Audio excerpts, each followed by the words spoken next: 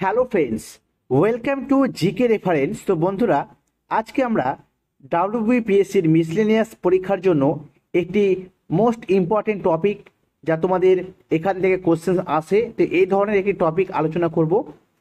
বিখ্যাত বাংলা সিনেমার মূল কাহিনীকার, অর্থাৎ বিখ্যাত যেসব বাংলা সিনেমা রয়েছে, যে সিনেমাগুলো কোন কোন গল্পের অবলম্বনে অর্থাৎ কাদের তৈরি করা গল্পের মূল কাহিনী অনুসারে তৈরি করা হয়েছে, সেই সমস্ত সিনেমাগুলির নাম দেখব এবং সেই গল্পকার কারা এই বিষয়ে দেখে নেব। কারণ এই টপিক থেকে কিন্তু পিএসসি মিসলেনিয়াস পরীক্ষাতে কোশ্চেন আসে, তো অবশ্যই তোমরা প্রথম থেকে শেষ পর্যন্ত দেখো। আশা করি তোমাদের আপকামিং পিএসসি মিসলেনিয়াস পরীক্ষার জন্য কিন্তু হেল্পফুল হবে। তো চলো ক্লাসটা শুরু করছি। দেখো, প্রথমে দেখব পথের পাঁচালী। ঠিক আছে, 1955 সালে প্রকাশিত যেটা হয়, সিনেমাটি পরিচালিত হয় 1955 সালে, পথের পাঁচালী। তারপর অপুর সংসার 1959, অশনি সংকেত 1973, চাঁদের পাহাড় 2013, অপরাজিত। তাহলে পথের পাঁচালী, অপুর সংসার, অশনি সংকেত, চাঁদের পাহাড়, অপরাজিত, এই সমস্ত যে বাংলা চলচ্চিত্রগুলি রয়েছে, এই চলচ্চিত্রগুলির যে মূল যে কাহিনীকার, সেটা তিনি হচ্ছেন বিভূতিভূষণ বন্দ্যোপাধ্যায়। অর্থাৎ এই সমস্ত সিনেমাগুলি বিভূতিভূষণ বন্দ্যোপাধ্যায়ের বিভিন্ন গল্প বা উপন্যাসের অংশ থেকে তৈরি করা হয়েছে। ঠিক আছে, তো মনে রাখবে বিভূতিভূষণ বন্দ্যোপাধ্যায় হচ্ছে এই সিনেমাগুলির মূল কাহিনীকার। তারপর দেখব জলসাঘর, 1959 সালের এটা হয় সিনেমাটি। জলসাঘর, অভিযান, যেটা 1962 সালে হয়। তাহলে এই দুটি সিনেমা, জলসাঘর এবং অভিযান, এই সিনেমা বা চলচ্চিত্রের মূল যে কাহিনীকার তিনি কে ছিলেন? তো তারাশঙ্কর বন্দ্যোপাধ্যায়। মনে রাখবে তারাশঙ্কর বন্দ্যোপাধ্যায় হচ্ছেন জলসাঘর এবং অভিযান চলচ্চিত্রের মূল কাহিনীকার। তারপর দেখো চারুলতা, যেটা নষ্ট নীর উপন্যাস থেকে নেওয়া হয়েছে, নষ্ট নীর। ঠিক আছে, চারুলতা, ঘরে বাইরে, চোখের বালি, অচলায়তন। ঠিক আছে, এই যে বাংলা চলচ্চিত্র কি কি বললাম, চারুলতা, ঘরে বাইরে, চোখের বালি, অচলায়তন, এগুলো সমস্ত রবীন্দ্রনাথ ঠাকুরের কিন্তু মূল কাহিনী অবলম্বনে তৈরি করা হয়েছে। আর এই প্রসঙ্গে বলি, রবীন্দ্রনাথ ঠাকুরের নষ্ট নীরের গল্প থেকে নেওয়া হয়েছে, আর সেটা চারুলতা নামক সিনেমাটি কিন্তু তৈরি করা হয়েছে। তো এইটাও মনে রাখবে, নষ্ট নীরটা কি একটা গল্প থেকে, মানে কোশ্চেন আছে কি যে চারুলতা সিনেমাটির, ঠিক আছে, রবীন্দ্রনাথ ঠাকুরের কোন গল্প থেকে নেওয়া হয়েছে? তো নষ্ট নীর থেকে নেওয়া হয়েছে। ঠিক আছে, আর ঘরে বাইরে, চোখের বালি, অচলালয়, এগুলো মূল কাহিনীকার কে? রবীন্দ্রনাথ ঠাকুর। ঠিক আছে, নেক্সট দেখো তিন কন্যা, 1961 সালে প্রকাশিত হয় এই সিনেমাটি।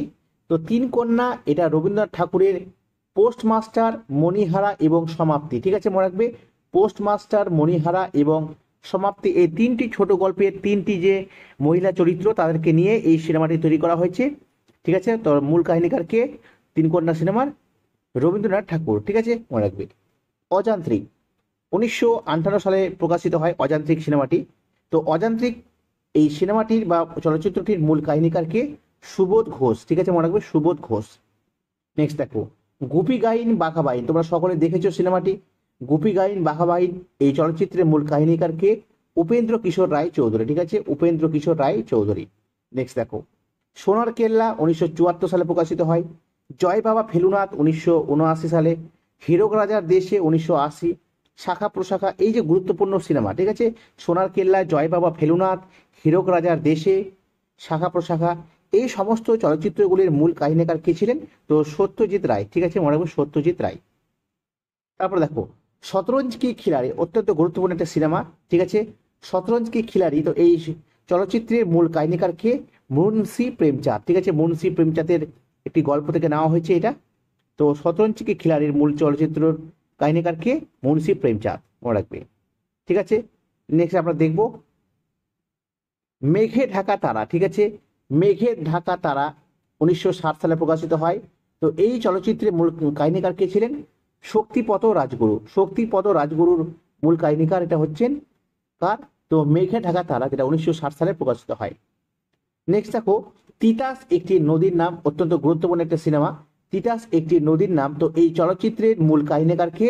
তো অদ্বৈত মল্ল বর্মন, মানে অদ্বৈত মল্ল বর্মন। ঠিক আছে, তারপর গণশত্রু চলচ্চিত্রের মূল কাহিনীকার কে? Henrique Ibsen. ঠিক আছে, হেনরিক ইবসেন তিনি গণশত্রু চলচ্চিত্রের মূল কাহিনীকার। ঠিক আছে, অবশ্যই মনে রাখবে। নেক্সট দেখো ভুবন সোম। ঠিক আছে, এটিও একটি বিখ্যাত চলচ্চিত্র ভুবন সোম। এই ভুবন সোম চলচ্চিত্রের মূল কাহিনীকারকে বলাই চাঁদ মুখার্জি, ঠিক আছে, বা মুখোপাধ্যায়, যাকে আমরা বনফুল নামে চিনি। তো বলাই চাঁদ মুখোপাধ্যায়ের এটা কিন্তু একটা মূল গল্প অবলম্বনে তৈরি করা হয়েছে ভুবন সোম চলচ্চিত্রটি।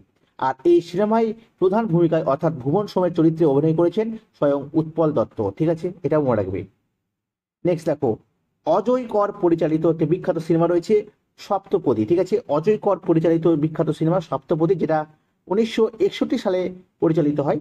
তো এই সিনেমার যে মূল কাহিনীকার এটা কে রয়েছেন, তো তারাশঙ্কর বন্দ্যোপাধ্যায়। মনে রাখবে, তারাশঙ্কর বন্দ্যোপাধ্যায়। ঠিক আছে, অত্যন্ত গুরুত্বপূর্ণ।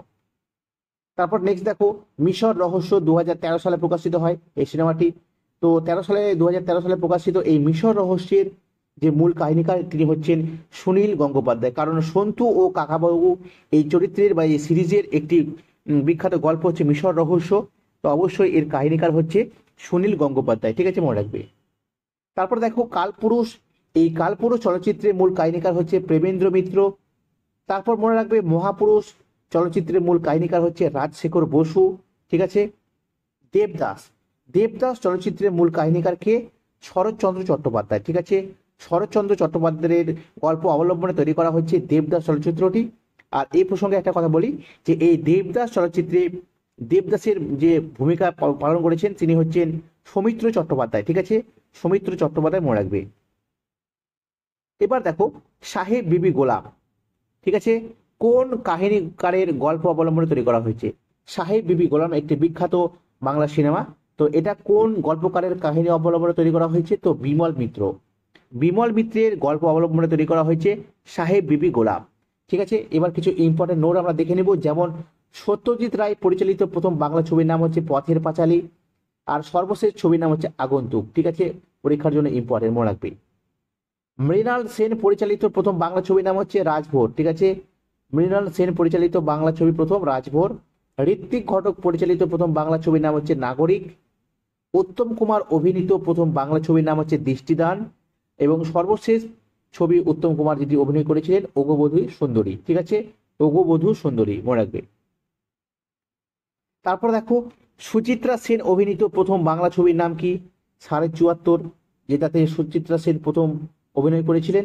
ঠিক আছে, সৌমিত্র চট্টোপাধ্যায়ের অভিনীত প্রথম বাংলা ছবির নাম হচ্ছে অপুর সংসার। ঠিক আছে, অপুর সংসার চলচ্চিত্রে তিনি সর্বপ্রথম অভিনয় করেছেন সৌমিত্র চট্টোপাধ্যায়। ঠিক আছে, নেক্সট দেখো অপর্ণা সেন অভিনীত প্রথম বাংলা ছবির নাম কি? তিন কন্যা। তিন কন্যা সিনেমাতে অপর্ণা সেন স্বয়ং কিন্তু অভিনয় করেছেন। ঠিক আছে, আর ঋতুপর্ণ ঘোষ পরিচালিত প্রথম বাংলা ছবির নাম হচ্ছে হীরের আংটি। ঠিক আছে, ঋতুপর্ণ ঘোষ পরিচালিত প্রথম বাংলা ছবি কোনটি? হীরের আংটি। তো এই ছিল বেশ কিছু গুরুত্বপূর্ণ তথ্য। তো এটা আমাদের ক্লাস ছিল। ঠিক আছে, বিভিন্ন বিখ্যাত বিখ্যাত বাংলা যে সিনেমা বা চলচ্চিত্র তাদের মূল কাহিনীকার বা কোন কোন গল্পের অবলম্বনে তৈরি করা হয়েছে এই বিষয়টি, যা তোমাদের পিএসসি মিসলেনিয়াস পরীক্ষার জন্য যথেষ্ট হেল্পফুল। তো অবশ্যই এটা অবশ্যই দেখে যাবে একবার পরীক্ষার আগে। যদি ভিডিওটি তোমাদের ভালো লাগে তো অবশ্যই লাইক করবে, শেয়ার করবে, আর যদি নতুন হও চ্যানেলটি সাবস্ক্রাইব করবে। তো ওকে বন্ধুরা, ছোট্ট একটি ক্লাস ছিল, আশা করি তোমাদের সাহায্য করতে পেরেছি। সকলে ভালো থাকবে। Thank you.